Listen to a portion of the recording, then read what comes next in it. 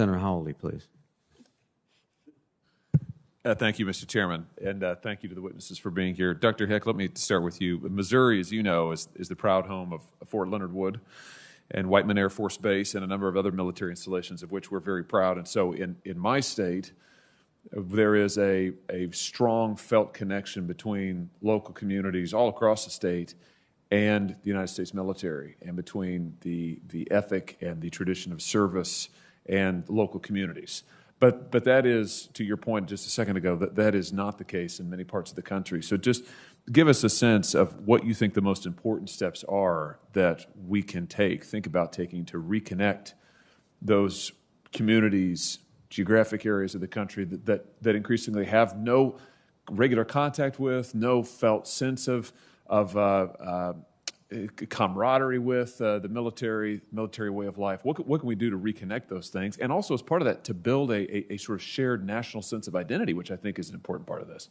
Yes, thank you, Senator, for the question. So I'll take it in two different kind of pathways. First is how the Department of Defense actually goes about recruiting, and although they are making inroads and putting more resources into kind of northeastern and midwestern urban areas, which are historically areas that are difficult to recruit from, right? That is the first step. The other piece that we think is critically important is the expansion of a program called hometown recruiting. If you want to get somebody from a specific high school, a specific town to sign up, the best way to do that is to send a graduate of that high school to go talk to that class. Right now, hometown recruiting is done via permissive TDY.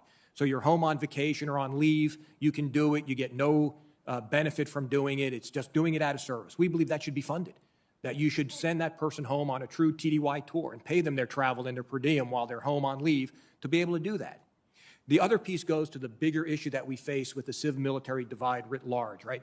And while you have an excellent situation in Missouri, as you mentioned, it's not the same way. Part of it is, post 9/11, we closed down our bases from a security standpoint, which makes it harder for the general population to get on base and interact with members in the military.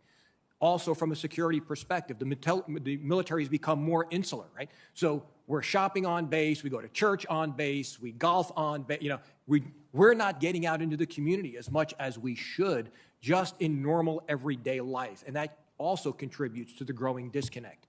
So we need to address those issues that tend to continue to grow the civ-mil divide, and we need to target our recruiting resources in a much more focused way on how we can recruit, attract, retain those individuals. Very good. Thank you for that. Ms. Wada, do you want to add anything to that?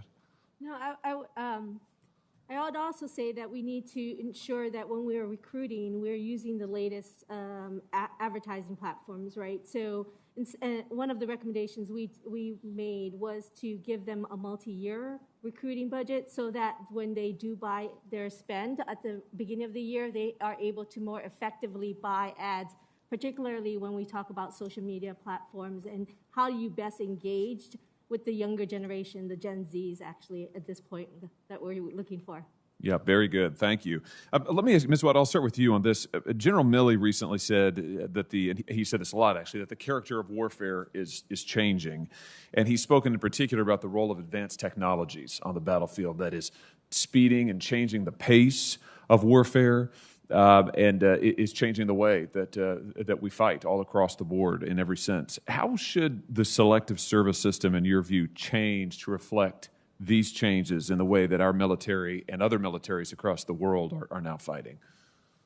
So the commission didn't make any recommendations on how we changed who we register, except for the expansion of women, right? The individual requirements that the department or the services will need in the future will be determined at that point in time when we're facing that existential threat.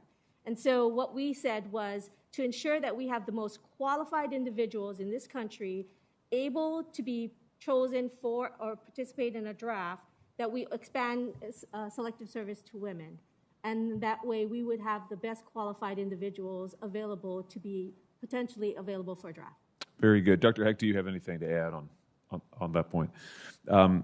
I've got, well, let me ask you this. I've got just a few seconds remaining.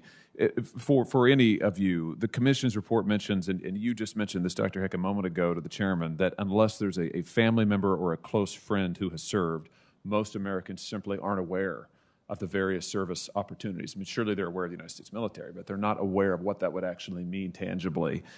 How did we get to this point, do you think? I mean, how have we reached this point, and what are the most common reactions you received or heard about when talking to young people about the U.S. military? Ms. Wada, go ahead.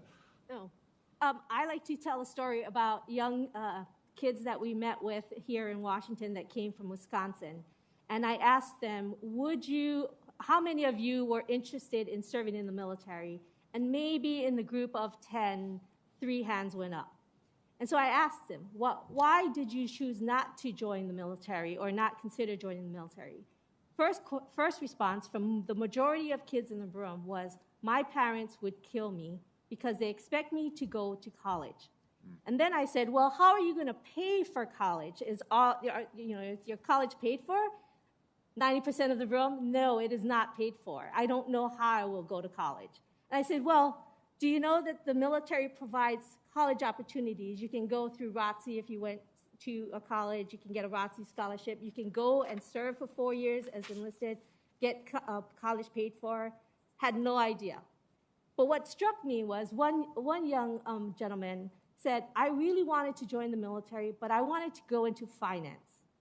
And I said, do you know that there are finance opportunities in the military? I said, my brother was a finance officer in the United States Marine Corps. And this look of shock that's even a possibility had never occurred to most of the people in that room. And what we find when we went across the country is that is actually the norm.